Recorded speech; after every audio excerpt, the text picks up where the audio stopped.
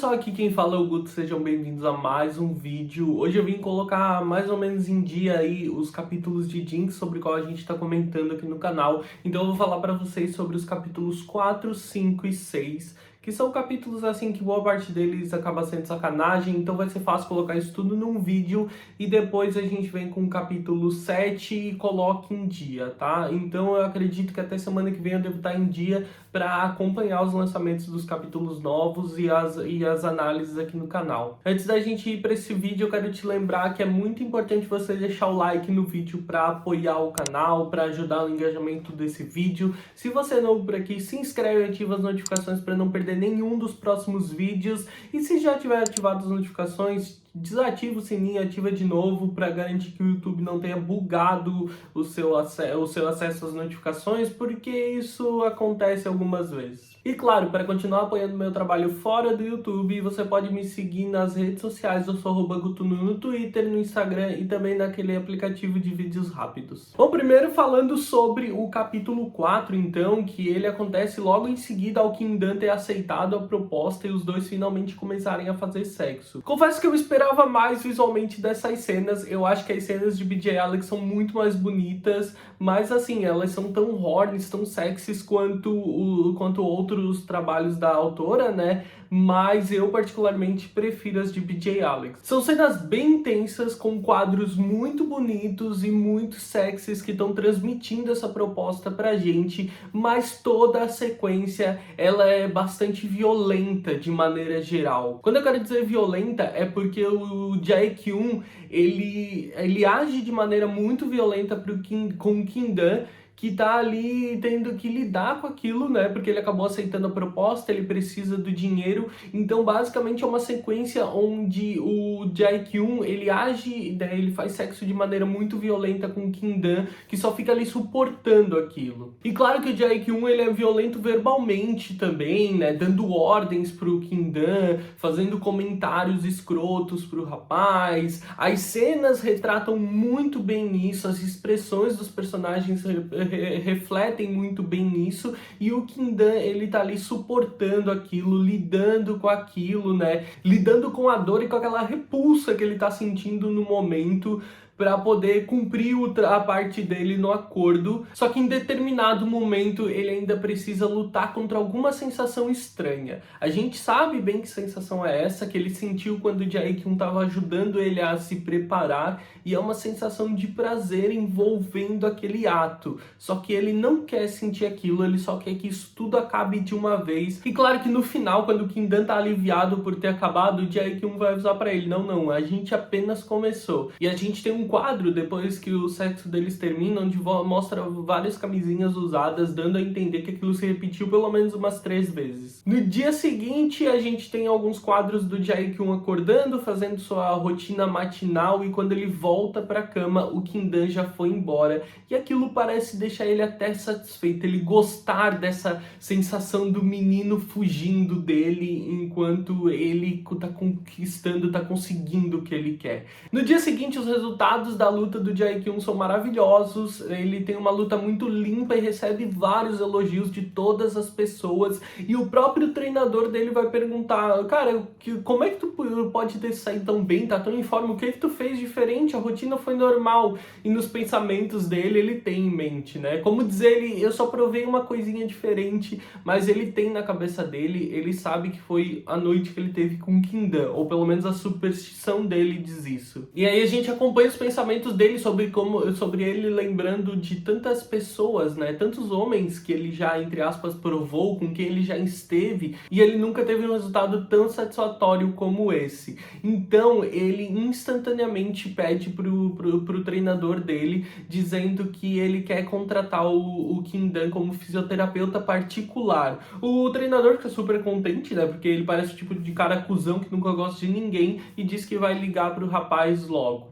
A gente vai ver então o Jae-kyun no treino e ele tá puto, ele tá espumando de raiva, e é porque ele tem ligado pro Quindan muitas vezes e o rapaz nunca atende. Já se passou uma semana, ele tá puto, o treinador disse que mandou mensagem, sabe que o rapaz leu, mas ele até agora não respondeu, disse que ele talvez esteja pensando, porque a oferta é muito boa, mas a questão é que o Jae-kyun, ele tá puto, ele tá transbordando em raiva, ele não consegue lidar com essa rejeição. E eles ainda supõem, né, o staff do Jae-kyun ainda supõe que ele tenha bloqueado eles, né? Afinal de contas, será que aconteceu alguma coisa que ele não gostou? O Jae-kyun sabe bem o que deve ter acontecido, mas fica ainda mais puto de pensar que ele pode ter sido bloqueado. A gente então vê o Kim-dan, que tá ainda tendo que lidar com a experiência, né? Ele tá meio traumatizado por aquilo tudo, a maneira violenta como ele foi tratado e a frustração de ter se deixado levar, né? A necessidade de ter levado ele a aceitar que o Jae-kyun tratasse ele como se fosse um brinquedo, assim como ele imagina que ele faz com qualquer outra pessoa. Ele inclusive pegou atestado por causa das dores que ele estava sentindo depois daquilo tudo, mas ele precisa voltar à vida normal, ele tem agiotas para pagar, ele tem o tratamento da avó, então ele sabe que ele tem que superar esse pesadelo, a situação traumática e seguir em frente. Então a gente vê ele visitando a avó dele no hospital. A mulher é um anjinho, super carinhosa com ele, pensando no menino o tempo inteiro, e ele claramente tá lá no hospital, né, dando toda a atenção para ela, além de tudo que ele dedica, tempo e dinheiro para cuidar dela,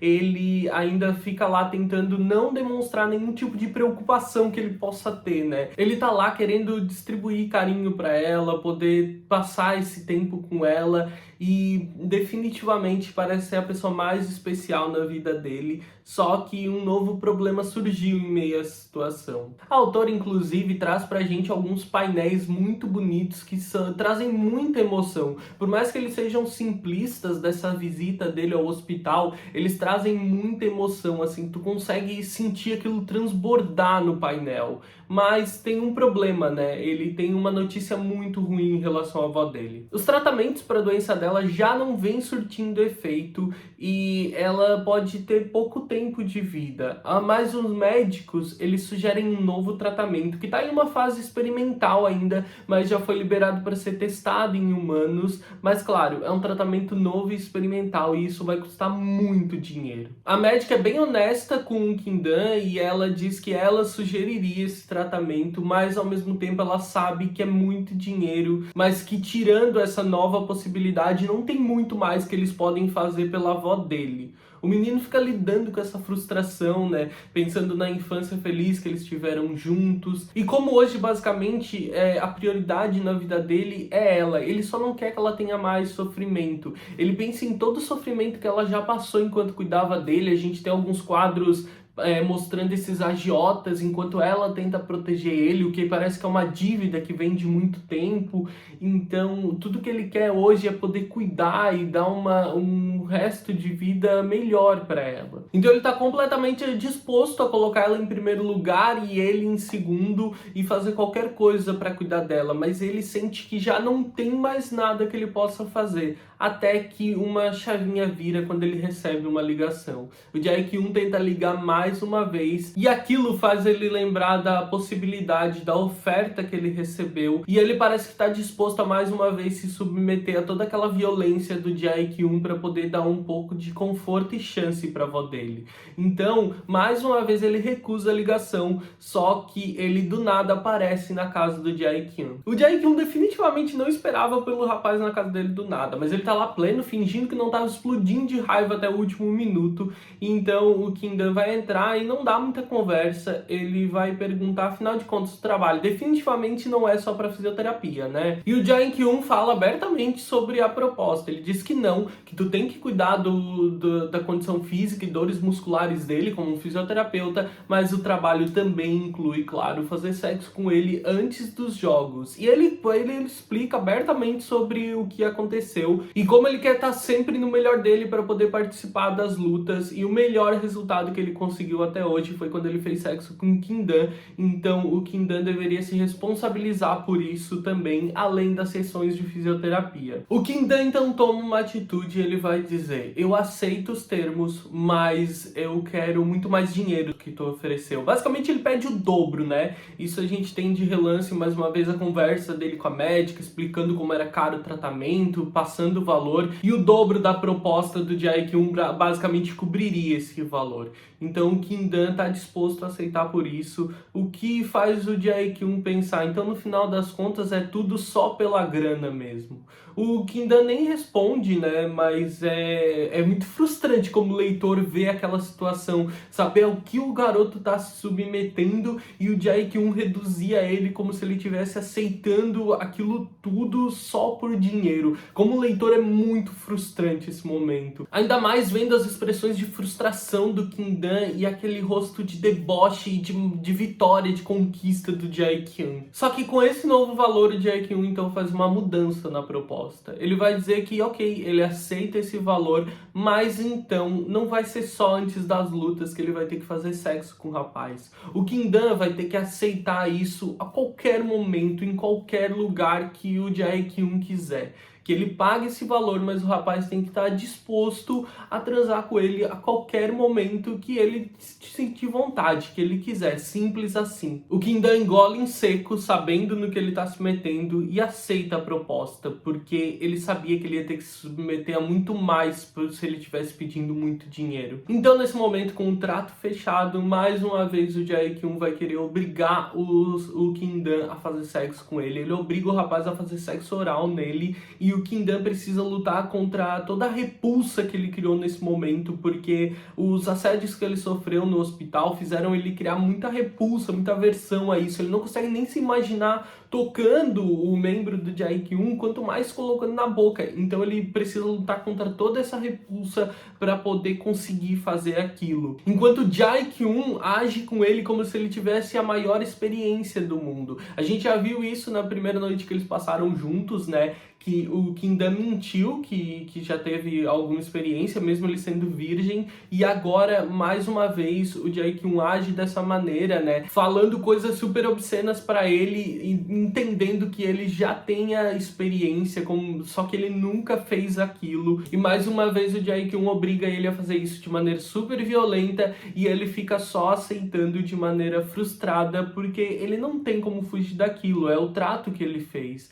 Ele acaba indo contra toda a repulsa dele e terminando aquilo ali. E quando chega ao final, os dois percebem uma coisa. O Jae-kyun vai se aproveitar muito daquilo ali, ele ainda vai se aproveitar muito do Kindan, e o Kindan percebe que a tendência é dali pra frente só piorar, ele só tem que suportar cada vez mais. Assim termina o 6º capítulo de Jinx. Como eu já previa, a coisa se mantém nesse ritmo bastante violento, bastante agressivo, né? Eu acho que realmente não vai ser uma obra para muita gente, ela tem diversos gatilhos e é muito sensível, mas visualmente ela continua belíssima em todos os seus aspectos. Gostem ou não da obra, a Minghua é muito talentosa, ela é visualmente muito bonita. Eu acho que a narrativa e o plot que estava sendo proposto, né, que a gente estava supondo no primeiro capítulo, ele se mantém, e ele deve se manter daqui um bom tempo, deve manter esse ritmo ainda até que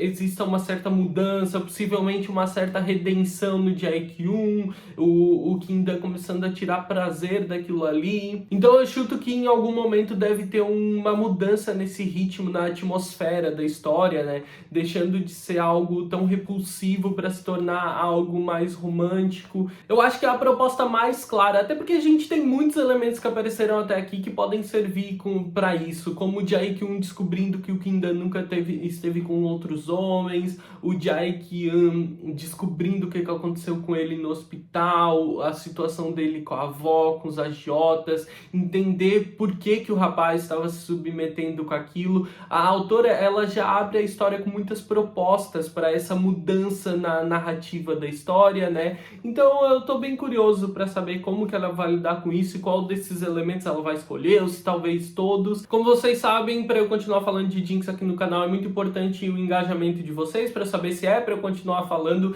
Então deixa aí nos comentários para a gente continuar conversando sobre a obra, o que você tá achando. Espero que tenham gostado do vídeo. Eu vejo vocês no próximo vídeo. Um grande beijo. Tchau, tchau.